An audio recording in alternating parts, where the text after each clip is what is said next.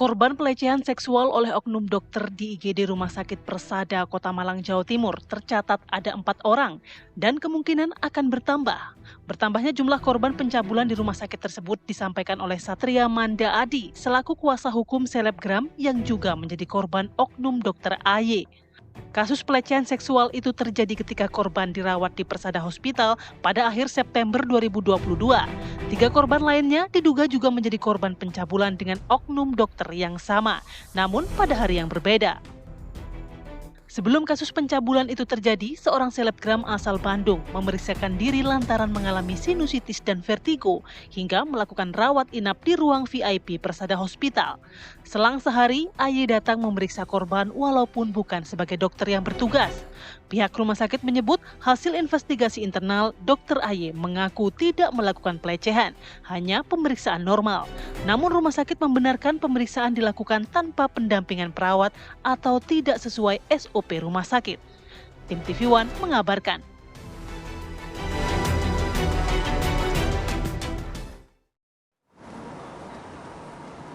Ya pemirsa, tadi kita sudah melihat paket pengantar dialog kita pada pagi hari ini ya. Cukup miris bagaimana kemudian oknum dokter ini seolah fenomena gunung es terus bermunculan.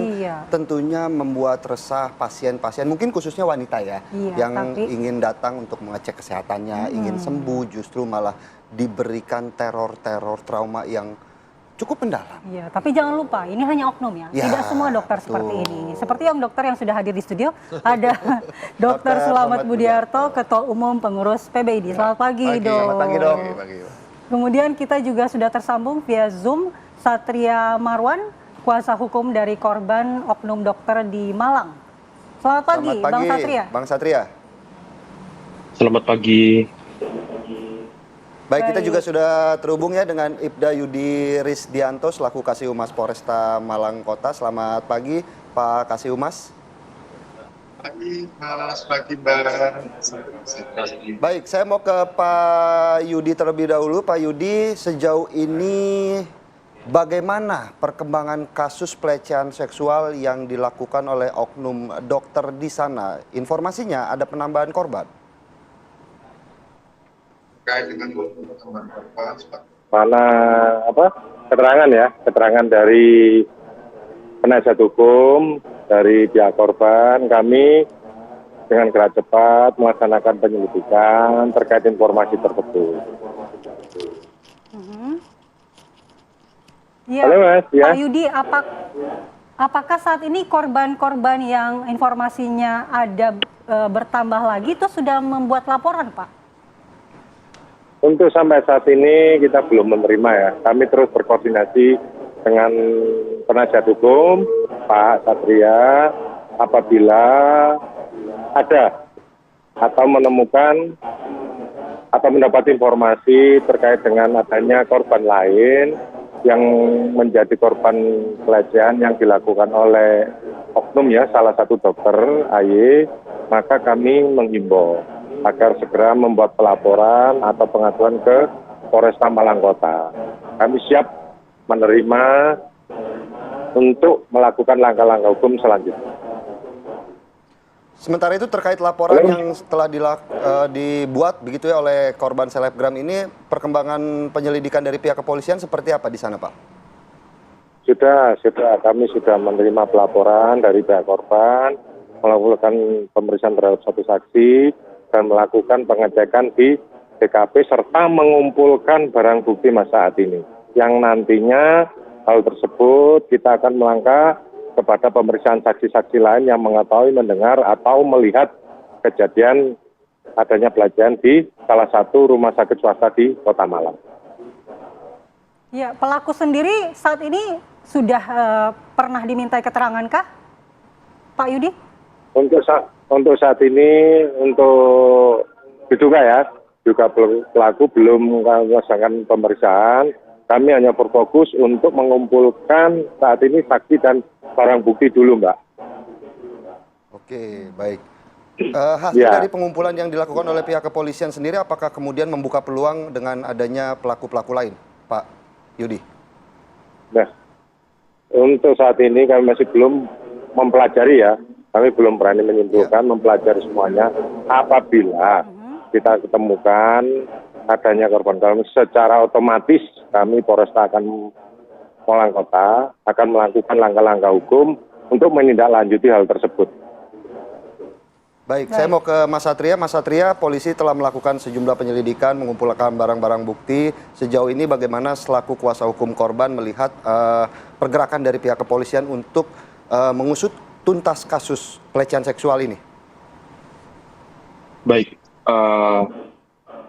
saya terus terang kagum ya kepada kepolisian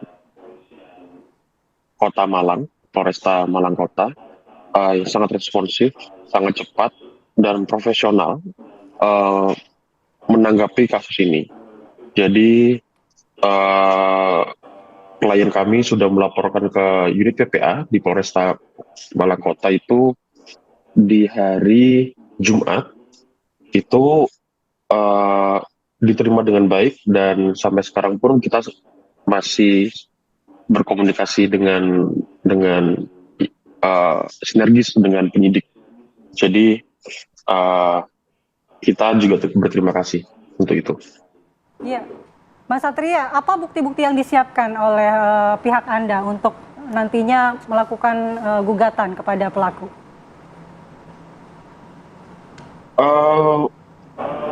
Mungkin maksudnya pelaporan ya, waktu pelaporan Jumat kemarin ya.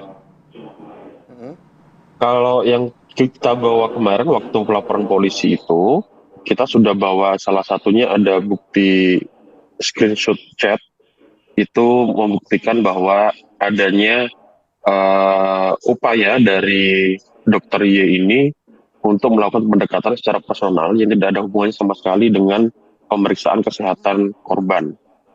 Di dalam percakapan itu yang ada hanya upaya menggoda, mendekati secara personal, mendekati secara pribadi ya, secara menggoda lah itu ke klien kami. Itu satu.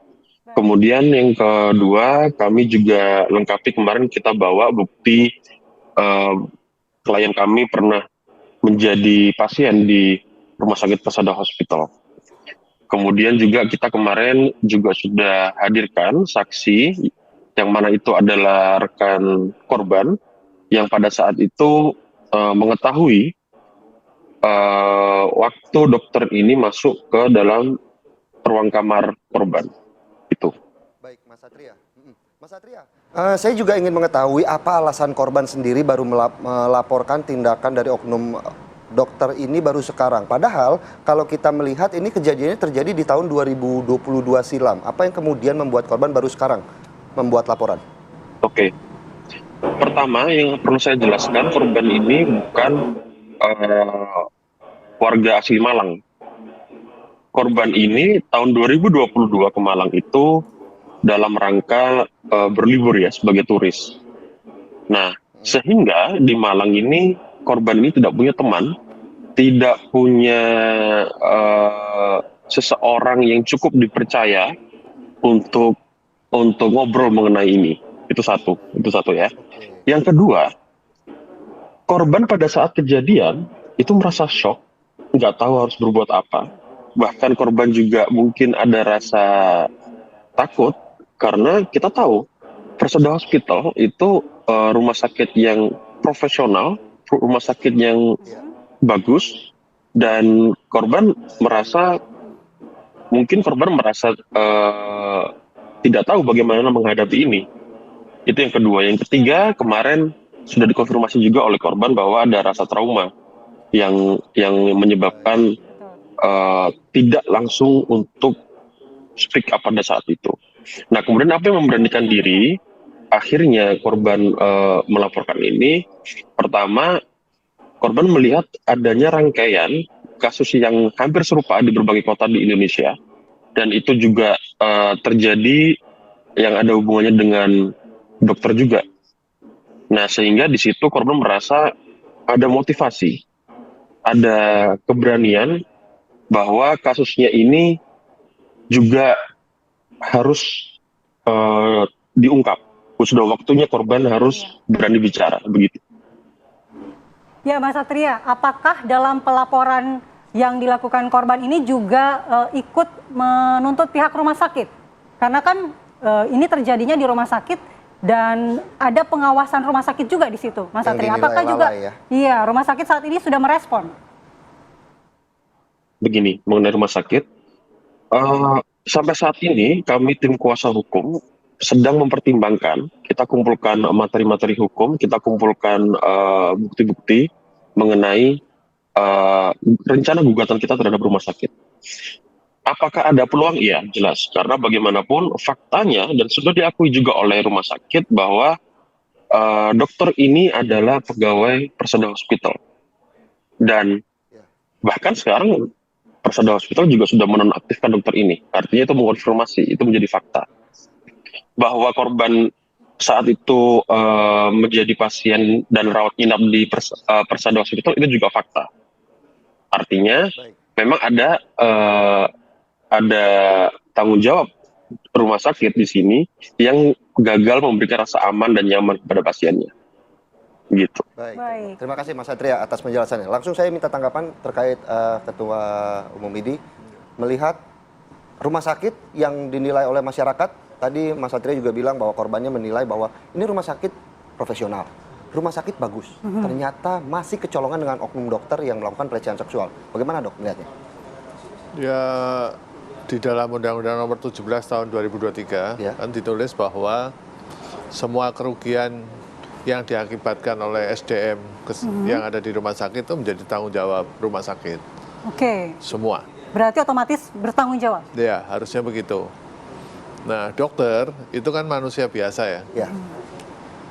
Dia sama lah seperti Mas. Tapi dalam menjalankan profesinya dia harus suci karena dia disumpah, ada kodeki. Dalam menjalankan sumpah dan kodeki juga harus ada barrier lagi, harus diawasi, yaitu rumah sakit dan organisasi profesi. Walaupun dia sudah ada sumpah, ada kodeki, kalau tanpa pengawasan bisa saja ada anomali seperti itu. Berarti ada kesempatan, artinya begitu. Kesempatan. Orang baik kalau ada kesempatan juga bisa berbuat tidak baik.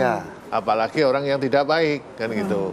Jadi memang utamanya adalah pengawasan ya. Iya. Mekanisme pengawasan saat ini seperti apa? Pengawasan dari rumah sakit sudah kecolongan. Pengawasan dari segi kode etik siapa yang mengawasi? Sementara IDI sudah tidak mengawasi lagi kan? Betul. Sejak tahun 2023 kewenangan IDI sudah diambil semua. Mungkin ini satu-satunya profesi yang tidak ada kaitannya lagi dengan organisasi profesi. Kalau advokat kan ada, psikolog ada, semua lah ada, hanya mungkin dokter ya. Dan ini sangat membahayakan masyarakat ya. Karena selama hampir 20 tahun kan kita melakukan pembinaan pengawasan praktek kedokteran, termasuk audit medik. Kalau ada hal-hal seperti ini kita bisa lakukan audit medik. Itu saja ada anomali, apalagi tidak ada pengawasan. Kemudian biasanya sih dokter-dokter tuh takut kalau sama IDI gitu loh. Kadang sama rumah sakit dia berani ngelawan gitu. Tapi kalau sama IDI takut gitu loh. Kenapa? Apa ya alasannya mereka merasa takut, dok? Ya dokter dengan dokter kan. Nah, polisi dengan polisi, ya kan. Wartawan dengan wartawan. Jadi profesinya lah. Nah, dan dulu kan setiap surat izin praktek kita mengeluarkan rekomendasi izin praktek. Tanpa rekomendasi tidak bisa praktek. Disitulah kita melakukan filter etika.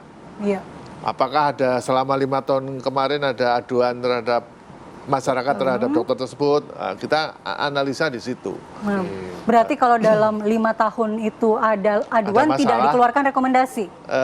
Bisa disuspend berapa bulan, bisa diaudit dan macam-macam. Tapi IDI kan masih memiliki hak untuk mencabut praktek dari seorang dokter atau tidak sama sekali? Sejak tahun 2023 sudah nggak bisa. 2023? Ya, itu kewenangan Kementerian Kesehatan. Semua Kementerian Kesehatan. Dari 514 kabupaten, Kementerian Kesehatan harus mengawasi dong seluruh dokter yang ada di situ.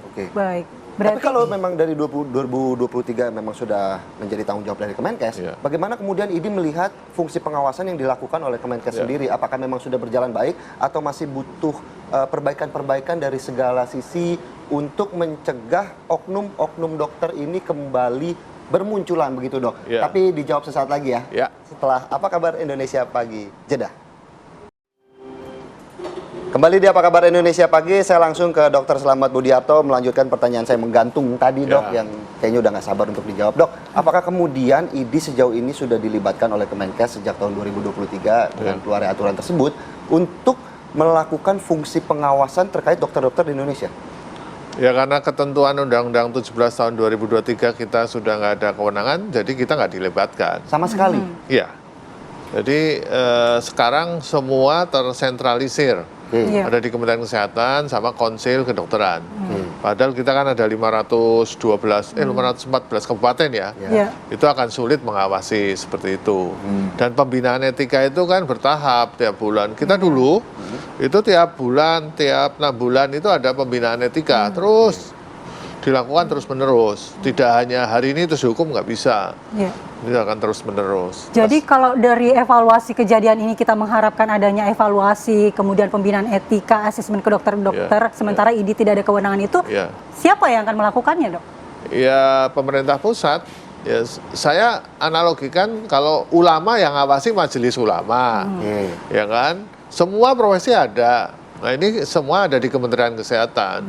Berarti provosnya dokter ada di Kemenkes, begitu? Kemenkes dengan segala SDM yang terbatas. Ya, saya perkirakan ke depan dokter akan semakin bebas ya. Bebas promosi, tidak perlu etika. Siapa yang menegakkan? Nggak ada. Padahal kan harusnya yang menegakkan dokter-dokter yang tidak baik adalah dokter-dokter yang baik ya. Betul. Polisi yang tidak baik kan polisi yang baik yang menegakkan. Iya, seperti itu. Ulama nggak baik oleh ulama yang baik. Gitu loh. Lalu bentuk pertanggungjawabannya seperti apa, Dok? Kalau memang sekarang bermunculan oknum-oknum dokter yang cukup meresahkan masyarakat begitu? Ya, karena begini, dokter itu kan profesi yang, mohon maaf ya, bisa membuka aurat. Betul. Ya kan?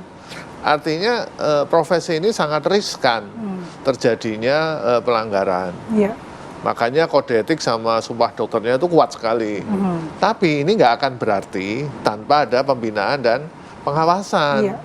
Nah, saya nilai karena ada ketidaktelitian pembentuk undang-undang kesehatan terkait pembinaan pengawasan ini, sehingga sama sekali tidak melibatkan organisasi profesi. Nah, makanya kami melakukan uji materi itu semata-mata apa? Untuk masyarakat. Sampai hari ini aja kami di ID itu banyak sekali pengaduan-pengaduan, tapi kita nggak bisa apa-apa. Kalau dulu kita ngundang dokter anggota ID, dia akan datang, dia takut gitu loh. Sekarang kalau ngundang anggota ID nggak datang, Pak. Tapi kasus-kasus seperti ini sebelumnya sudah pernah tercium atau terendus nggak oleh ID sendiri, Dok? Ya ada. Ada pengawasan aja ada seperti itu, apalagi nanti tidak ada pengawasan. Baik, Dok. Saya mau kembali dulu ke Mas Satria sebagai kuasa hukum korban. Mas Satria masih terhubung? Saat ini katanya ada beberapa korban yang juga berkomunikasi dengan klien Anda begitu. Apakah betul itu, Mas? Ada komunikasi dengan korban-korban lainnya dan apakah mereka berencana juga untuk ikut melapor? Iya, jadi ada total itu kalau nggak salah ada tiga yang kami duga juga korban ya, itu yang komunikasi langsung dengan klien kami. Nah, dari ketiganya itu per hari ini memang belum memberikan laporan polisi secara resmi. Cuman kami sudah mengontak dan sudah bertemu oleh salah satu korban tersebut. Kita tunggu hari ini bagaimana hasilnya.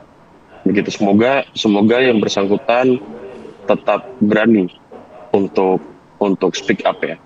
Tetap berani untuk speak up. Baik, Mas Satria. Kalau dari cerita para korban yang lain, apakah kasus ini menyerupai kasus dari klien Anda? Artinya pelecehannya terjadi di rumah sakit atau modusnya sama atau seperti apa? Iya, modusnya sama. Jadi begini, dari ketiga korban ini memang berawal dari chat ya, ada yang di chatting dulu, karena dokter ini kan meminta nomor pasien itu secara pribadi. Baik. Oke, kemudian di chat, digoda apa segala macam. Tapi ada satu orang di antara tiga yang calon korban ini, yang kami duga juga sebagai korban ini, satu ini dia periksa di UGD, jadi kejadiannya di kamar UGD, gitu. Baik. Dari penjelasan Mas Satria, saya mau bergeser kepada Pak Yudi, Kasih Humas Polresta Kota Malang. Masih terhubung dengan kami, Pak Yudi. Ya, baik Pak Yudi. Mas Satria juga sudah menjelaskan bahwa ada 3 korban baru yang bercerita kepada kliennya. Kemudian apakah ada kemungkinan pihak kepolisian sendiri langsung bergerak menjemput bola begitu ya, untuk mengusut tuntas kasus ini dengan adanya korban-korban lain? Ya, yang jelas seperti itu. Kita akan melaksanakan jemput bola saja. Dianggap artinya cepat tertangani terhadap korban ya, terhadap korban yang merasa menjadi korban pelecehan oknum dokter. Iya. Dan kami akan didampinginya berkomunikasi. Ya, Mbak. Ya, halo. Ya, jaminan perlindungan untuk korban-korban kasus pelecehan seperti apa nantinya, Pak Yudi? Ya, kami menjamin, sama kami memberikan pengamanan selama 1x24 jam. Kapanpun mereka mengeluh, kapanpun mereka adanya hambatan atau kami tampung semuanya dan kita akan memberikan solusi-solusi yang terbaik.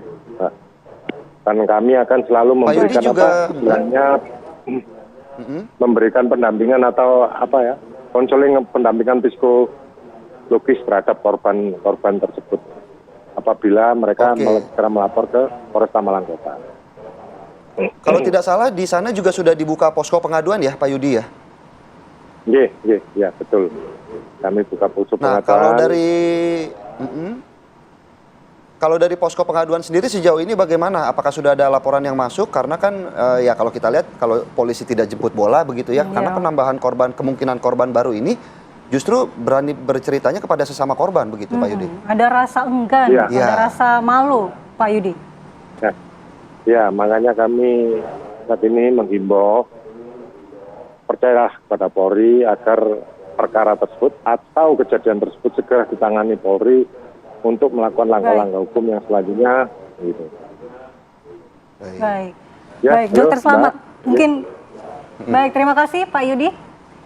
Saya mau kembali ke Dokter Slamet dengan kasus ini yang seolah seperti gunung es ataupun anomali. Ini bagaimana selanjutnya, Dok, agar tidak nama baik dokter ini juga kembali terpulihkan begitu? Ya, sistemnya harus dibikin yang baik. Ya. Karena sebenarnya kalau pengawasan itu berjalan, dokter hampir tidak punya kesempatan untuk melakukan itu. Misalnya di rumah sakit itu kan ada SOP, meriksa harus didampingi oleh perawat dan lain-lain. Kemudian pihak rumah sakit juga harus menempel hotline di kamar atau di toilet atau di lift. Kalau ada permasalahan langsung menghubungi ke direksi langsung. Itu harus dilakukan. Sehingga tidak seperti ini udah berapa tahun ya. Kalau saat itu pelecehan kan dia langsung melapor bisa melalui nomor hotline tadi. Jalur pengaduan. Jalur pengaduan. Bisa aja ada jalur pengaduan kan. Kalau ngebut hubungi sekian kan gitu kan. Masa rumah sakit yang terkait dengan nyawa nggak ada. Itu yang pertama. Yang kedua, edukasi untuk masyarakat. Jadi kalau mau berobat ke lawan jenis itu harus didampingi. Apakah oleh keluarganya ataukah oleh tenaga kesehatan. Tapi itu hak dari pasien. Pasien boleh menolak. Atau mungkin, Dok, setelah adanya pengaduan justru fungsi hukuman ataupun teguran kepada oknum dokter tersebut masih cukup lemah selain fungsinya pengawasan. Ya, apalagi dengan adanya Undang-Undang 17 tahun 2023 tentang kesehatan semakin longgar. Tapi kan kalau kita berkaca dari salah satunya kasus ini ya, Dok. Ya. Ini kan terjadinya di tahun 2022. Artinya apakah kemudian ID juga waktu itu kan masih dikasih kewenangan. Apakah kemudian sempat mencium ataupun mengetahui dari kasus-kasus seperti ini, Dok? Kalau tidak ada laporan, ya kita tidak tahu. Kalau ini nggak viral juga kita tidak tahu kan. Ada pengawasan aja saat itu ada anomali seperti itu. Apalagi nanti ke depannya kalau sudah tidak ada pengawasan dari organisasi profesi, saya perkirakan mungkin akan lebih banyak. Gunung Iya. es berarti. Gunung es. Nah, dok, terkait kasus ini kan 8.30 nanti ini informasinya Ya. Kemenkes akan melakukan konferensi pers mengenai kasus oknum-oknum dokter ini. Ya. Apakah sudah mendengar kabar itu dan apakah PBID dilibatkan, dok? Saya tidak mendapat kabar dan tidak dilibatkan. Padahal kami sudah 75 tahun ya mengabdi pada nusa dan bangsa. Intinya begini, ID ini membantu negara untuk melindungi masyarakat, juga melindungi terhadap dokternya juga gitu loh. Dalam hal pembinaan pengawasan praktek kedokteran, utamanya adalah etika. Karena etika itu diatur hubungan dokter dengan pasien, dokter dengan dokter, jadi semua diatur gitu loh. Nah, manakala terjadi putus langsung tadi yang saya tanda kutip ada ketidaktelitian pembuat undang-undang, ya kami melakukan uji materi karena ini untuk keamanan masyarakat. Poin-poinnya apa yang diajukan di uji material itu? Itu tadi pembinaan dan pengawasan praktek kedokteran. Kemudian terkait dengan rekomendasi izin praktek. Yang ketiga adalah organisasi tunggal. Ya. Kenapa harus organisasi tunggal? Di seluruh dunia tunggal. Kalau misalnya kami ini mencat satu anggota yang berbuat pemerkosaan itu, dia bisa pindah ke organisasi sebelah, bisa saja. Kalau lebih dari satu, karena ini nyawa, Pak, nyawa masyarakat. Baik, terima kasih Terima banyak kasih. Dokter Slamet atas penjelasannya dan kita harapkan ada solusi terbaik yang bisa ditemukan dari peristiwa ini. Nanti bisa ditanyakan lah. Iya, mudah-mudahan pemerintah dan Atau ID mungkin kembali dokter bisa, ada titik pertanyaan kali. Ya, Apa harapannya dari preskon? Harapannya kepada pemerintah, tidak mungkin pemerintah melakukan pembinaan pengawasan sampai di 514 kabupaten. Dinas Kesehatan itu SDM-nya sedikit. Dan kami OP ya dokter yang tidak baik diperbaiki oleh dokter yang baik. Iya, Jadi kembalikan ya. dikembalikan ke fungsi dan kewenangan. Dan ini kan sifatnya membantu. Ya. Betul. Ya kan harusnya senang dong yang disenang. Dibikin kerjasama yang baik. Betul. Begitu. Dibantu seneng nggak? Seneng dong. Iya, kalau dibantu nggak seneng berarti nggak tahu juga kan ada apa. Baik, terima kasih Terima dokter kasih, Slamet sekali Dr. lagi, Slamet. Pak selaku kuasa hukum. Mas Ada Mas Satria. Satria dan juga Pak Yudi Kasih untuk Humas Polresta penjelasannya pada pagi hari ini. Kita berharap ini kasus terakhir deh. Iya. Jangan lagi bermunculan yang lain. Baik. Terima kasih para narasumber yang sudah hadir.